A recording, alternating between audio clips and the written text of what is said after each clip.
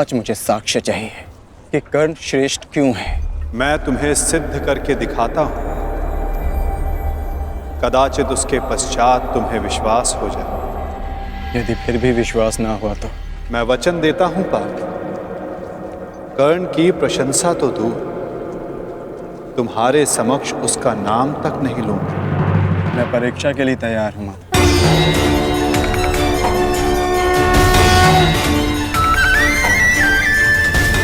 उन दो पर्वतों को देख सकते हो पार्थ?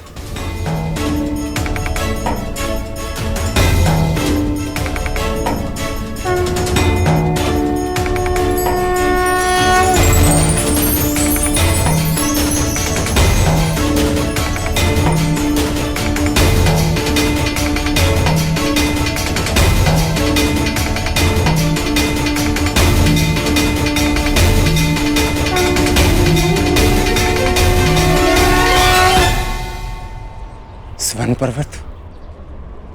हाँ पार्थ, अब ये दोनों पर्वत स्वर्ण में परिवर्तित हो चुके हैं।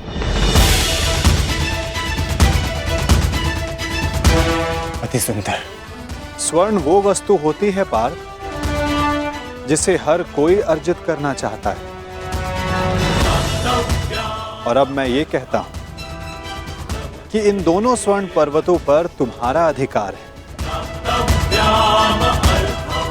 और मैं ये चाहता हूं कि इन दोनों स्वर्ण पर्वतों को समान मात्रा में बांटकर इन ग्राम वासियों में दान कर दो।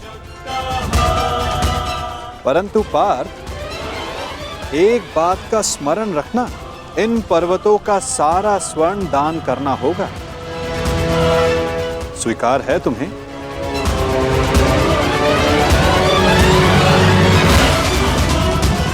मुझे स्वीकार। आज्ञा दीजिए मां। ग्रामवासियों,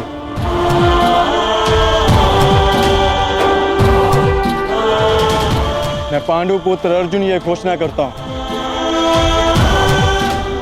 ये दोनों स्वर्ण मेरु समान मात्रा में विभाजित करके आप सबको दान में दिए जाएंगे।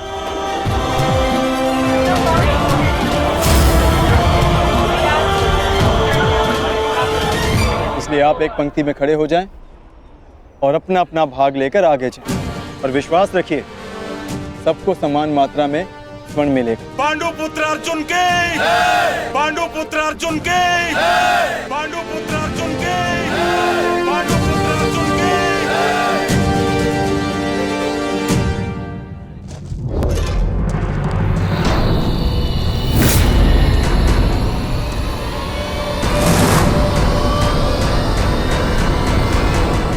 ये क्या है पुत्र? अब कौन सी समस्या उठा लाए अपने कंधे पर? हाँ बार्बरिक, कौन है ये? और इनकी ये दशा किसने की? चिंता ना करो माता, ये केवल मूर्छित ही हुए हैं। परंतु कैसे? बस ये मुझे चुनौती देने की भूल कर बैठे। मुख से तो ये मूर्ख नहीं लगते, पर कार्य मूर्खों वाला कर बैठे।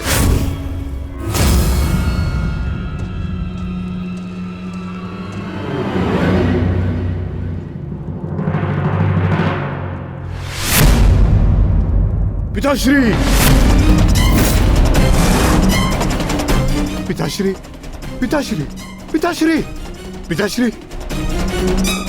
मारवी, पानी लेके आओ।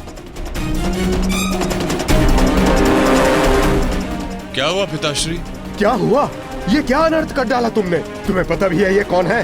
ये पिताश्री है मेरे, तुम्हारे पितामह मध्य पांडव महाबली भीम है ये,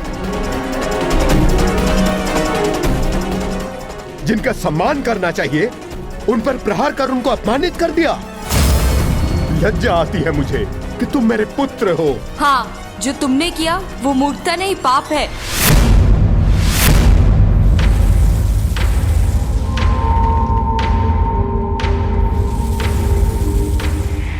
रुको।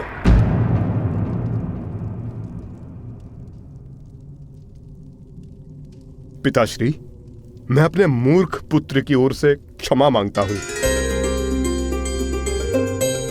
क्या ये मेरा पौत्र है।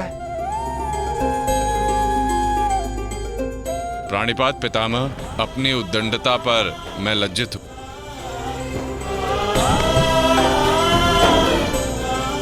और मैं गर्वित हूं कि तुम मेरे पौत्र हो।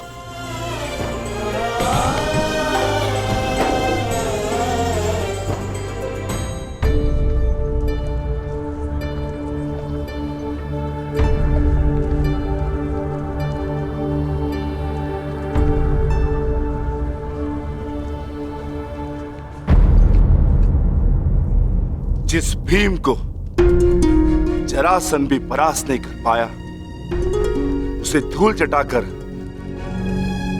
बार्बरिक ने यह सिद्ध कर दिया वो कुशल योद्धा है। मैं बहुत प्रसन्न हूं ये जानकर कि तुम्हारी धमनियों में मेरा रक्त बह रहा है। जीते रहो पुत्र। आज बहुत समय के पश्चात तुमसे द्वंद्व करके मुझे बहुत आनंद आ गया। परंतु पिताश्री, आपके यहां आने का प्रयोजन क्या था? प्रयोजन है पुत्र, और वो प्रयोजन तुम्हें और बार्बरिक को सिद्ध करना होगा। आदेश दीजिए पिताश्री।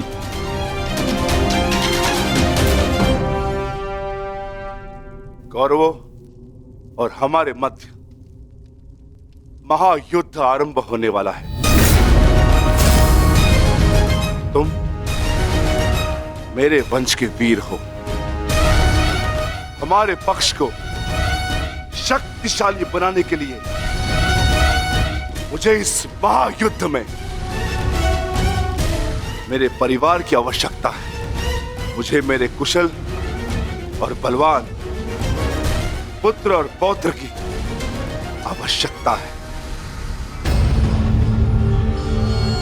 क्या तुम मेरा साथ दोगे? हम आपके आदेश के अनुपालन के लिए प्रस्तुत हैं पितामह। इस युद्ध में आपके लिए प्राण देना हमारे लिए गर्व की बात होगी। मेरा परिवार मेरे साथ है, तो इस महायुद्ध में हमारी विजय निश्चित है।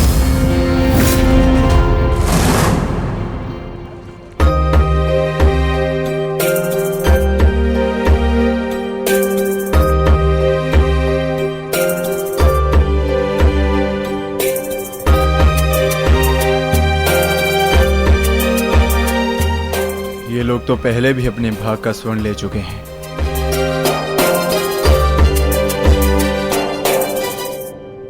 ये लीजिए माते। पुत्र, ये युद्ध संसार के इतिहास का सबसे भीषण युद्ध है। क्या तुम्हें भय नहीं लग रहा? माते, क्या आपको अपने पुत्र पर विश्वास नहीं है? मैं एक योद्धा हूँ और मेरा जन्म एक दैत्य परिवार में हुआ है। युद्ध से भयभीत होना न एक योद्धा का धर्म है और न ही दैत्य का गुण। आपके पुत्र का कौशल युद्ध में निसंदेह महत्वपूर्ण साबित होगा। मैं नहीं जानता कि कौन उचित है और कौन अनुचित, कौन दोषी और कौन पीड़ित। मैं युद्ध लड़ूंगा तो केवल न्याय के लिए। अपने रण कौशल, प्रतिभा और साहस से सबको आश्चर्यचकित कर देगा आपका पुत्र। मुझे तुम पर गर्व है पुत्र। मैंने स्वयं को वचन दिया है माते कि युद्ध में मैं निर्बल पक्ष की ओर से ही लड़ूंगा। चलें पुत्र। अवश्य पिताश्री।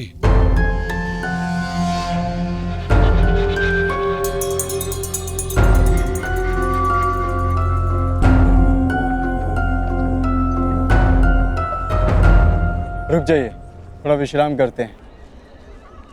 कुछ समय पश्चात पुनः प्रारंभ करेंगे।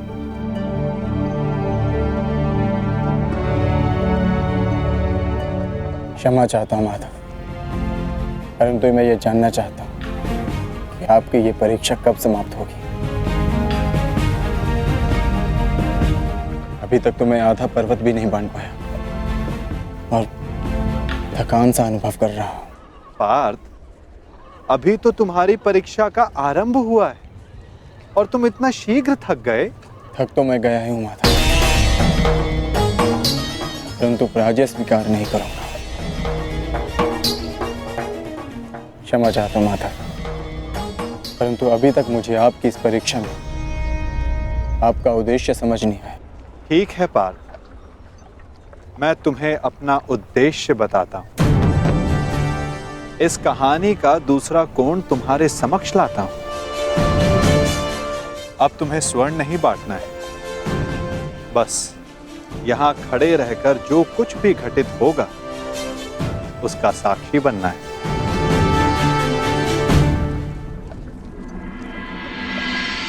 दिव्य दृष्टि से बाण शक्ति से जीते ये सारा रण, शांत चित्त धरे आत्मबल भरे जीते हर बाधा गण। सूर्य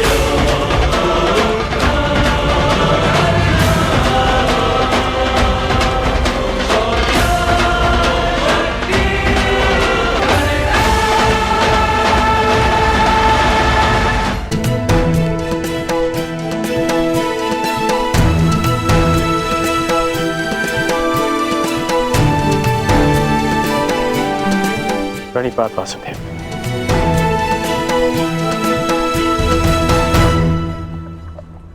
आदेश कीजिए कि कैसे आपने मुझे स्मरण किया।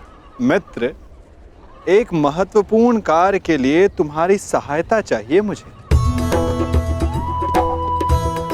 बड़े समय से इस कार्य को पूर्ण कैसे करूं, उसके विषय में सोच रहा था, तो तुम्हारा स्मरण हुआ है। और मुझे पूर्ण विश्वास है कि तुम्हारे अतिरिक्त इस कार्य को और अधिक उत्कृष्टता से कोई नहीं कर सकता। ये मेरा सौभाग्य है कि आपने मुझे अपना मंतव्य पूर्ण करने के लिए योग्य समझा। वो तो स्वर्ण पर्वत देख सकते हो मित्र।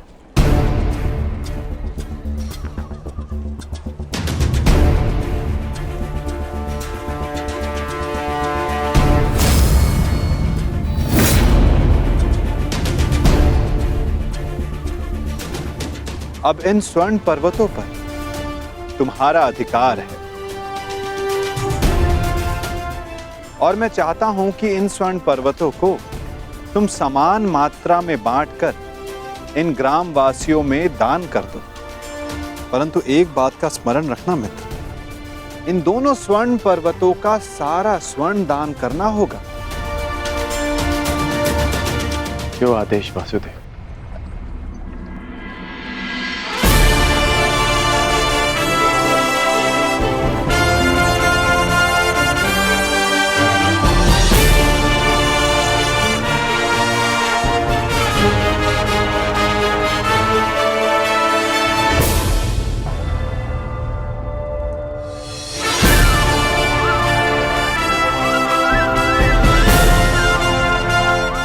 मैं सभी ग्रामवासियों से निवेदन करता हूं कि ये दोनों स्वर्ण पर्वत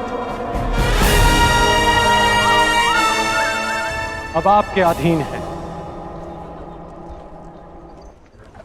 आप सब जाकर इस सारे स्वर्ण को आपस में समान भाग में बांट लें।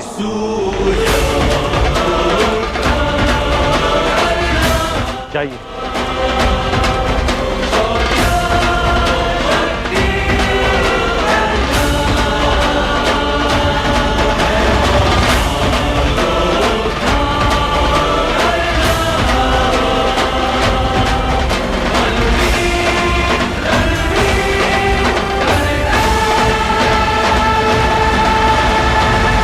प्रणिपात।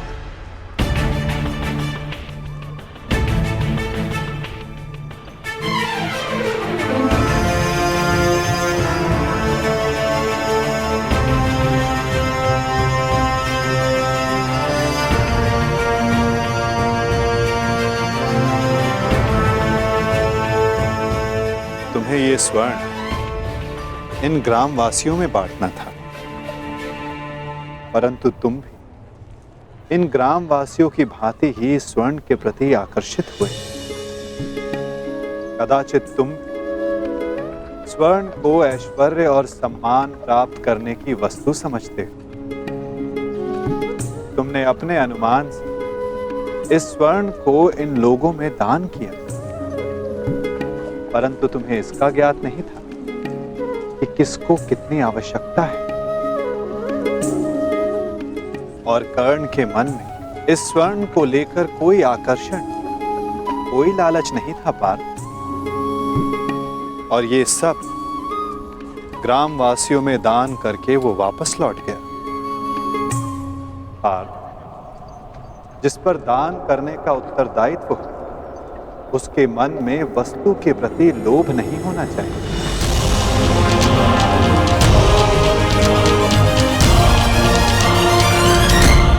तुम्हारे मन में ये इच्छा थी कि तुम्हारा न्याय पूर्वक ये स्वर्ण दान करने के लिए ये लोग तुम्हारी प्रशंसा करें।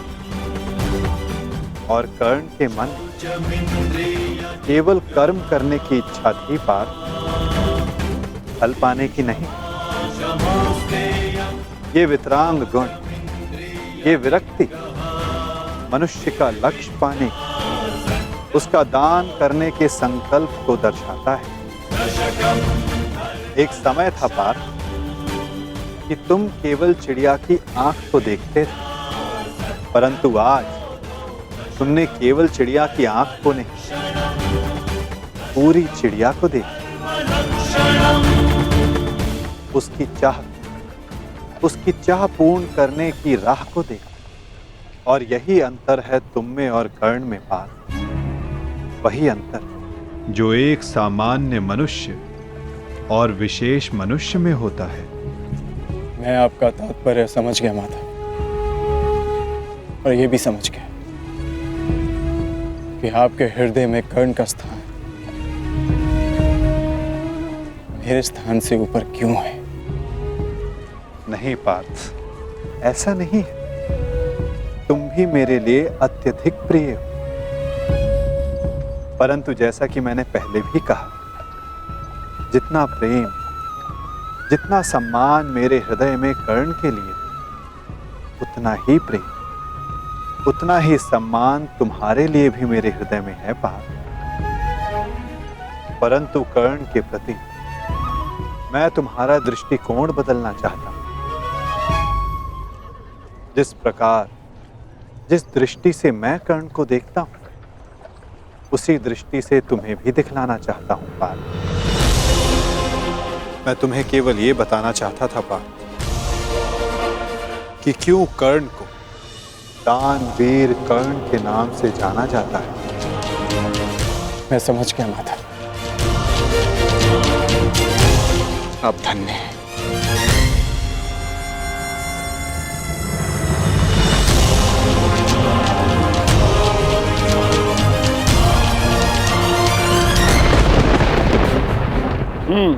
बड़ा दानवीर है ये कर्ण वासुदेव।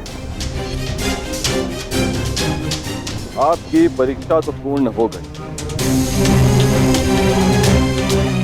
अब मेरी बारी। अब मैं बताऊंगा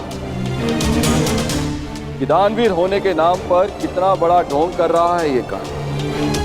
अब केवल अर्जुन को ही नहीं, पूरे संसार को ज्ञात होगा ये सूर्यपुत्र कर्ण कितना महान दानवीर है।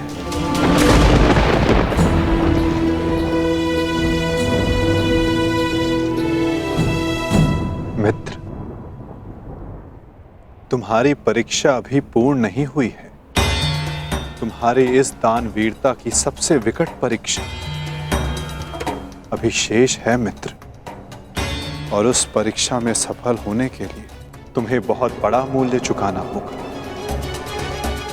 तुम्हारी उस परीक्षा के समक्ष मेरी ये परीक्षा मानो बालकों का खेल सिद्ध होगी मित्र।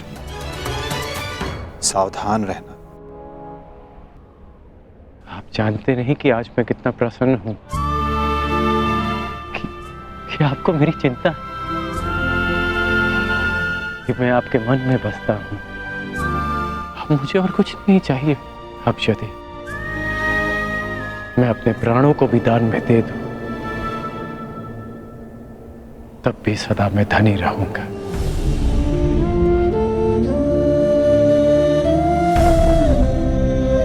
बड़ी बात वासुदेव।